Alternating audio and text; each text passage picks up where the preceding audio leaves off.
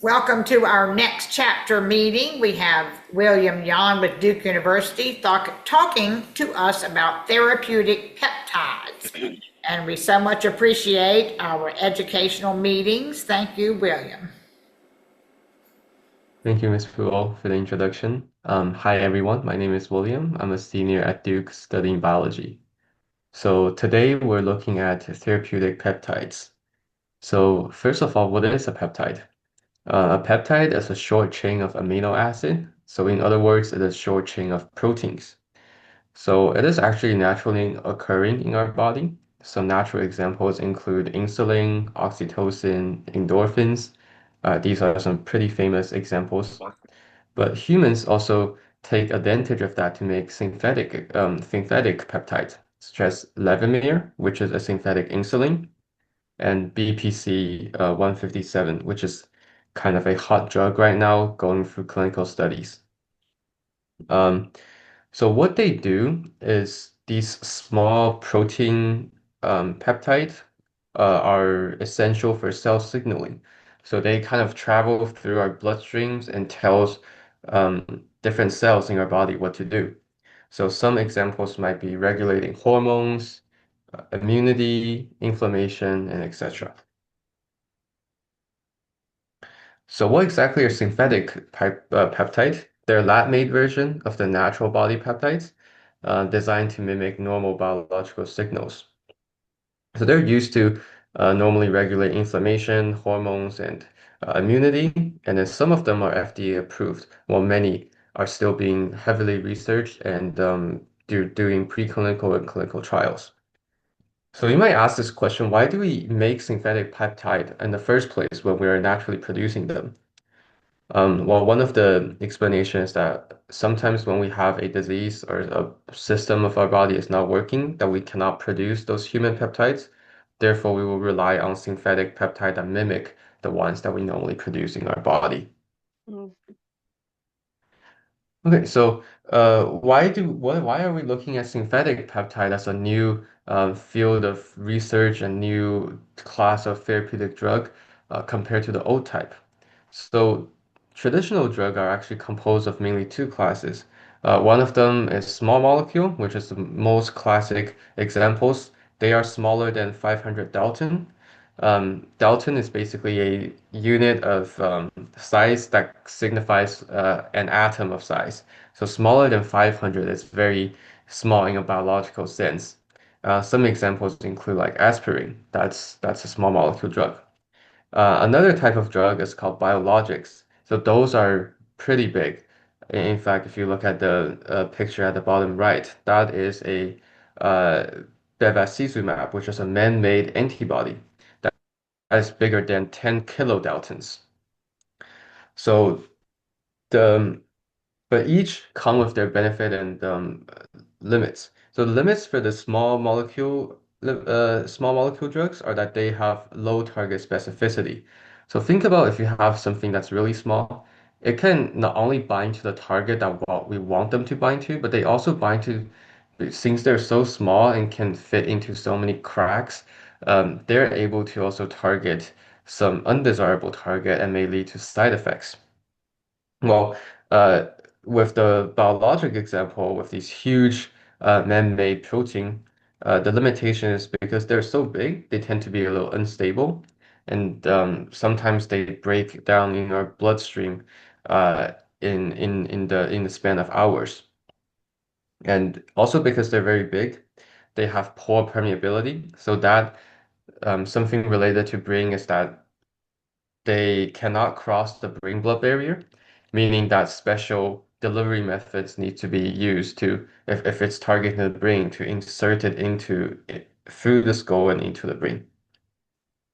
Another thing dealing with the limitations of biologic is that they have such a big size, which gives many opportunities for our immune system to recognize a small part of it and target it. So many of these man-made antibodies or biologic actually activate undesirable immune effect and leads to a lot of complications with inflammation. So therefore, we wanted an alternative solution for that really addresses the limitations of small molecule or biologic drugs. So kind of peptide is a really good middle ground between them. They're bigger than the small molecules, while smaller than the biologics, meaning that they'll have higher specificity than the small molecule drugs, while having a lower immunogenicity risk compared to the biologics. Another thing that makes it really adaptable is that they have a really easy, relatively easy and faster development cycle because they're based on producing human peptide with some modifications on that. And humans, like mankind, has really mastered the synthetic protein technology. However, the synthetic peptide also comes with limitations. So some of them still have relatively short half-lives, um, which is why many peptide needs relatively more frequent injections. And the other thing is they're a really new class of drug. So many of them are still under the development and investigation, and they're not FDA approved. So that gives a lot of opportunities for third party or off-label medicines that's being promoted um, as a as a supplement rather than a medicine. So that would lead to some ethical concerns and also that really tests our judgment of companies' promotion. And then although they offer better permeability than biologics, they still struggle to pass things like blood-brain barrier. So, a big part of future research are looking for alternative strategies, such as nanoparticles and peptide conjugate, uh, to allow these drugs to penetrate these barriers. And just to put it into the big picture, for some stats to show how fast growing this field is, there are more than 60 peptide drugs officially approved by FDA in the last 20 years. And then the majority of them are associated with endocrinology, which is associated with hormones, metabolism, and oncology, which is cancer. As we can see, like in the latest clinical trials, the largest number of peptide drugs are for diabetes. And then the main delivery method is because peptide, they go through degradation in acid. So orally intake is not a very common way to deliver them. The common delivery method are intravenous or subcutaneous injections. And then US has actually published more than 13,000 papers on synthetic peptide over the last decade. Then moving on, we're going to talk about like the seven main classes of synthetic peptide based on their functions. So there's the hormonal peptide. This is the oldest peptide that's being developed. In 1922, people have already tried to make synthetic insulins. So many of them are FDA approved.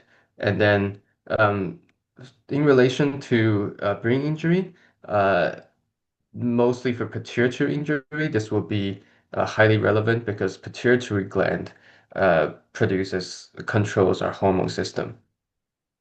Another class is called immune modulating peptides. So there are some of them are approved, while still many are still in invest under investigation. There are evidence showing that they can modulate neuroinflammation, and many of them are still going through clinical trials. There are also neuropeptide. They're a very recent class of peptide that's being developed. So there's limited approval, and yeah, just mostly are still experimental. I will talk about one example of in fact, actually the first neuropeptide drug was approved in 2023 by FDA. But they have a very high relevance with brain injury. The next class is metabolic peptide. They're also a relatively mature peptide category, and many of them are FDA approved. There's also antimicrobial peptides due to uh, the antibiotics crisis that we see recently. However, that's a really new concept, and Many of them are still staying in the conceptual slash preclinical stage. Um, then we also have the regenerative peptides and also diagnostic peptides.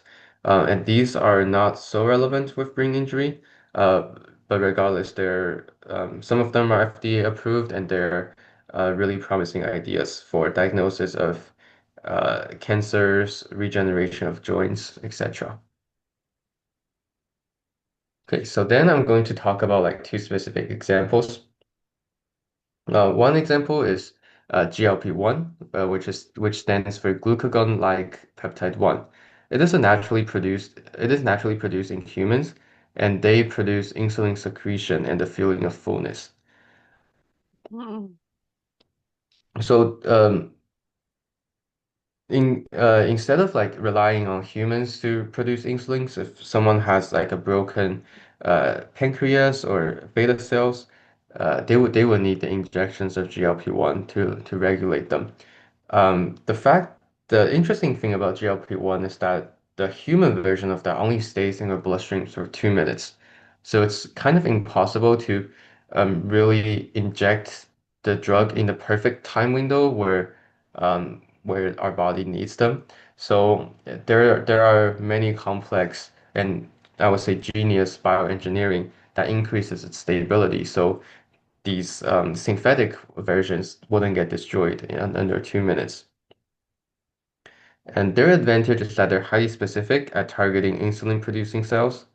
And in fact, research has found that it functions beyond metabolism, and they're studied for anti-inflammatory and neuroprotective effects.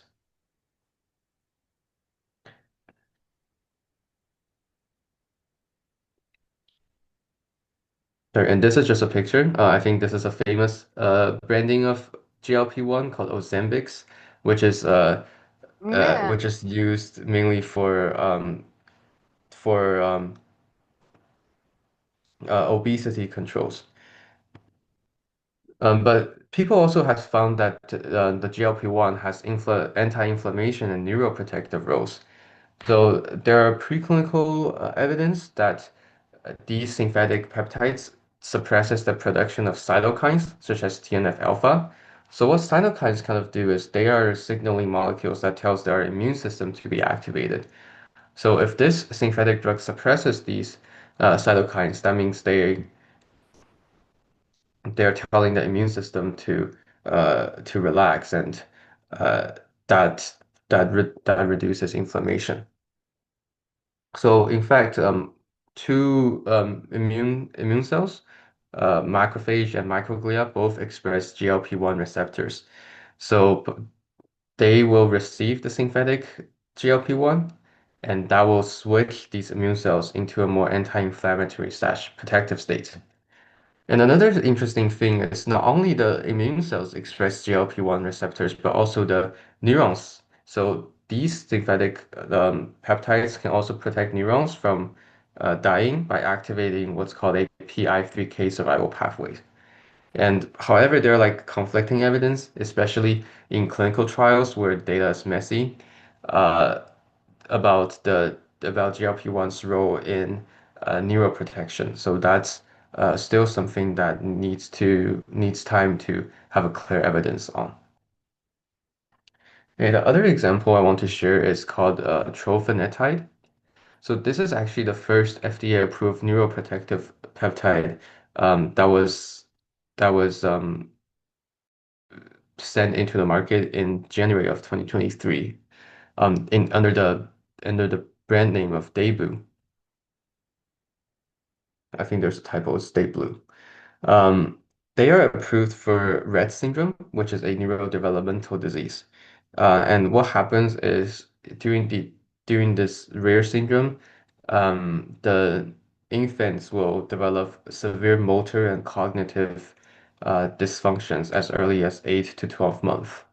So what this drug does is kind of similar to what people hypothesize um, for the GLP-1 is that they protect neuron from dying by activating the PI3K survival pathway. They also promote synaptic growth and maturation. So this kind of um, protects the neurons and as well as making it form a highway and connection with other neurons to form a to protect the complete neuron circuits. However, there are also reports for heavy side effects on diarrhea and vomiting. Currently, the they're only approved to address Rett syndrome, but they're in phase 2 clinical trials for TBI patients. But they're yielding either insignificant or conflicting results. Okay, so kind of I previously mentioned that many of these peptides are also in a off-brand, off-label setting that's promoted as supplements by commercial companies. So I kind of just wanted um, to also include some red flags to look for, just to avoid any greedy commercial companies that's trying to sell um, their peptides without too much research. So if there's any words that says this works for anyone, or if I think the second one is especially attractive for many people, is doctors don't want you to know. Sometimes that really attracts customers to buy these off-label drugs. However, if they are being heavily researched, they will actually use doctors' data from clinical trials and preclinical trials to back off their statements. Other things to look out for is uh, no things like no risk and must stay on the peptide. These are really means that these peptides are not being heavily researched. And some questions to ask when I see a new off-label medicine is that what is the potential mechanism of the peptide targeting? Are there really research that shows a logical mechanism of it activating something in the cell and activating another thing to receive the final results. And another thing to ask is, what are some evidence that exists in humans? So there might be studies on mouse that's really promising that shows uh, a lot of good data, but if they cannot pass like human clinical trials, these peptides are still um, would still be cautious to try. So moving on into a future direction, something that people are working on that's related with brain are overcoming the blood-brain barrier. So there are delivery method that instead of injecting them into the blood, they will use a nose-to-brain delivery because nasal cavity is connected straight into our brain. So kind of breathing in the peptide instead of getting the injections. This is a non-invasive method that delivers the peptide directly to the central nervous system. And another thing is uh, they